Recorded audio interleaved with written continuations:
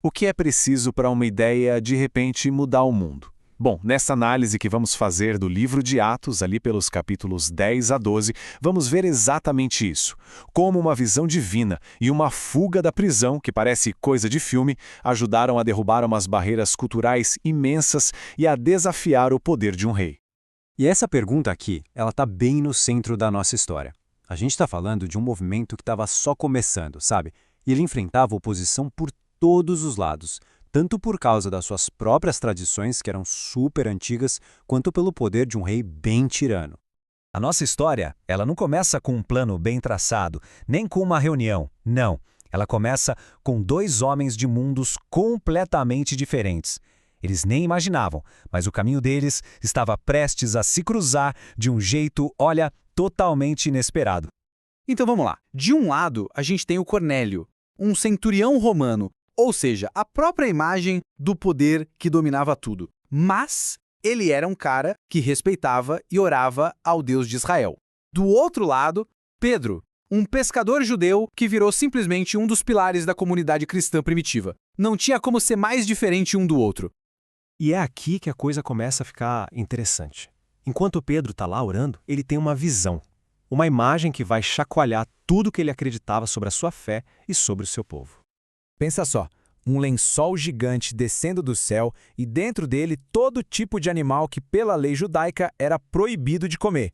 E aí uma voz manda, levanta Pedro, mata e come. Para um judeu devoto como Pedro, isso não era só um pedido estranho, era uma ordem para quebrar uma lei sagrada. A reação do Pedro na hora. De modo nenhum, Senhor. Isso não é só teimosia, não. É a voz de séculos de tradição, de identidade religiosa, gritando contra uma ordem que parecia vir do próprio Deus. E aí, a ficha cai. Pedro entende que a visão nunca foi sobre comida. Era uma metáfora, e uma metáfora muito poderosa. Se Deus estava declarando todos os animais limpos, como é que ele, Pedro, poderia considerar qualquer pessoa como impura? Aquele muro gigante entre judeus e não-judeus estava prestes a cair. E essa revelação não ficou só na cabeça do Pedro, não. Ela foi o gatilho para uma virada que ia mudar a cara de todo o movimento para sempre. Obedecendo à visão, Pedro vai até a casa de Cornélio e ali, pela primeira vez, a mensagem que antes era quase que exclusiva para os judeus é pregada abertamente para os não-judeus. E o mais incrível, enquanto ele fala, o Espírito Santo desce sobre eles e eles são batizados. Pronto, a barreira foi quebrada de vez. Claro que isso causou um alvoroço. De volta em Jerusalém, Pedro foi logo confrontado. Ei, você comeu com não-judeus? Mas quando ele contou toda a história da visão, a resistência virou espanto. A igreja percebeu que o plano de Deus era na verdade muito maior e mais inclusivo do que eles jamais tinham imaginado. E foi lá em Antioquia, uma cidade onde judeus e gregos agora se encontravam como um só povo, que essa nova comunidade super diversa recebeu um nome. Pela primeira vez na história, eles foram chamados de cristãos. Não era mais só uma parte do judaísmo, era algo completamente novo. Só que, à medida que o movimento crescia e ganhava força, ele acabou atraindo a atenção de um inimigo novo e muito poderoso. E aí entra em cena o rei Herodes Agripa. Vendo a popularidade desse novo movimento, ele não enxerga uma fé, mas sim uma oportunidade política. Para agradar a opinião pública e fortalecer o próprio poder, ele começa uma perseguição brutal. Chega ao ponto de mandar executar o apóstolo Tiago. E isso nos leva a um verdadeiro confronto de poderes. De um lado, Pedro, acorrentado numa prisão, vigiado por 16 soldados. É todo o poder do Estado contra um único homem. Do outro lado, a igreja. Sem espadas, sem soldados, mas lutando a batalha do único jeito que sabia, com oração. Uma oração incessante. E na mesmíssima noite antes do julgamento público que Herodes tinha planejado para Pedro, algo simplesmente inacreditável acontece. No meio da noite, uma luz invade a cela. Um anjo aparece, as correntes do Pedro simplesmente caem no chão e ele é guiado para fora daquela prisão de segurança máxima. Passa pelos guardas, passa por um portão de ferro que se abre sozinho. É tudo tão surreal que o próprio Pedro acha que está sonhando ou tendo outra visão.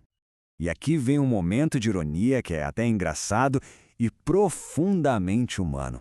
Pedro vai direto para casa onde a igreja estava, orando pela libertação dele. Mas quando a serva, Rode, atende a porta e diz que é o Pedro, ninguém acredita. Eles falam, você enlouqueceu. Às vezes, parece que é mais fácil orar por um milagre do que acreditar nele quando ele bate a nossa porta, né?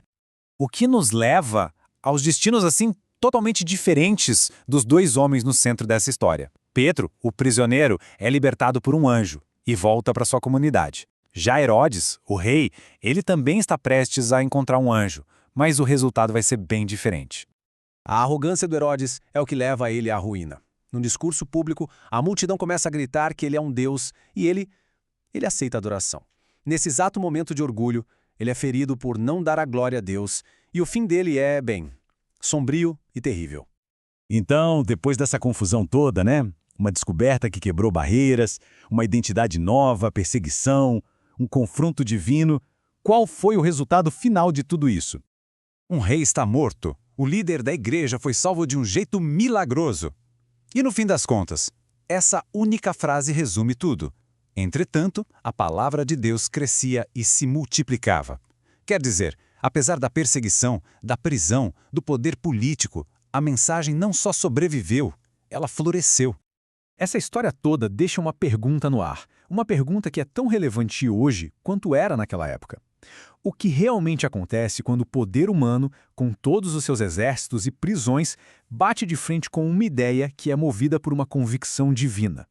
Como a gente acabou de ver, os resultados podem ser muito, muito surpreendentes.